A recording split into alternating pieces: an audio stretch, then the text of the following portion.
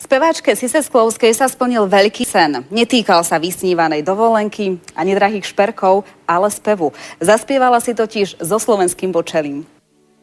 Slovenský Andrea Bočeli. Tak všetci hovoria charizmatickému nevidiacemu spevákovi Marošovi Bangovi.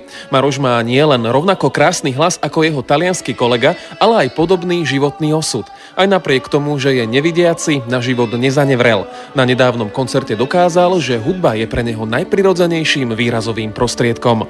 Bolo to niečo také zvláštne, také iné, lebo spievať s Marošom, on je taký, ja som hovorila, že má niečo nadpozemské v sebe, také iné, tým, že bohužiaľ teda nemá ten jeden z tých dôležitých zmyslov, ktoré máme my, tak má niečo iné v sebe, niečo naviac, čo zase my nemáme.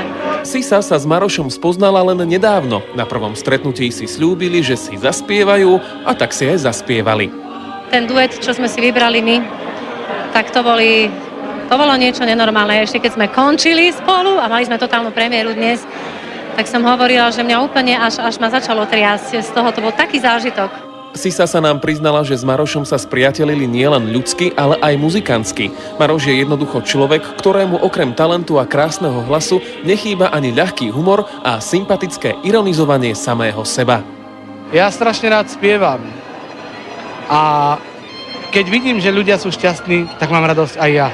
Maroš si už zaspieval s Lucií Bílou, Janou Kiršner, Rišom Millerom alebo Petrom Cmoríkom a krstným otcom jeho CDčka sa stal operný spevák Peter Dvorský.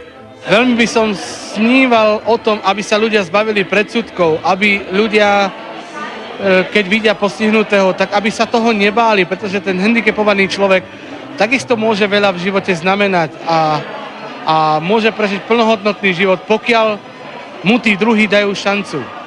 Pozitívnu energiu Maroš rozdával na svojom koncerte aj napriek tomu, že mal malú trému. Oporou nielen v živote, ale aj na javisku mu je jeho tiež nevidiaca manželka Alexandra, ktorá nás večerom previedla príjemným moderovaním. Ja som veľmi, veľmi šťastný, že vlastne všetci títo ľudia, ktorí sú tu, prišli ma podporiť. A ja som šťastný, že som to pre nich mohol urobiť. Marošov koncert si nenechala ujsť ani Milka Vášariová v sprievode svojho manžela. Aj sa hanbím, ale neskrývam to dojatie vôbec a som nadšená. Bol to krásny večer. Som veľmi šťastná, že som dnes mohla byť pri tom, lebo asi nič nemá v živote zmysel, len to, keď pomáhame druhým.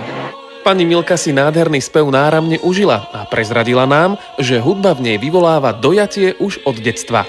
Pamätám sa, keď som bola malinká, že keď rodičia mi niečo spievali alebo otecko hral na klavíri, tak som sa vždy rozplakala a otec mi vždy hovoril, ale ty sa musíš tešiť. Ja som povedala, že ja sa teším. Na párty sme stretli aj dobre naladenú opernú speváčku Ľubicu Vargicovú, ktorá tento večer mimoriadne nespievala na javisku, ale užila si ho z hľadiska. Chodil mi mráz po chrbte, skutočne.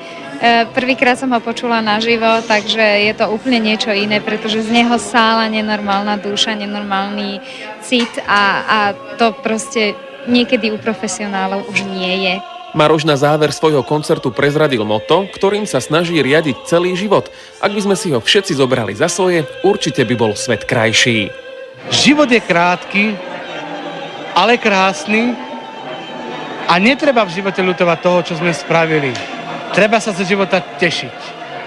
A treba si z neho zobrať to krásne, čo nám ponúka. Stojí za to žiť.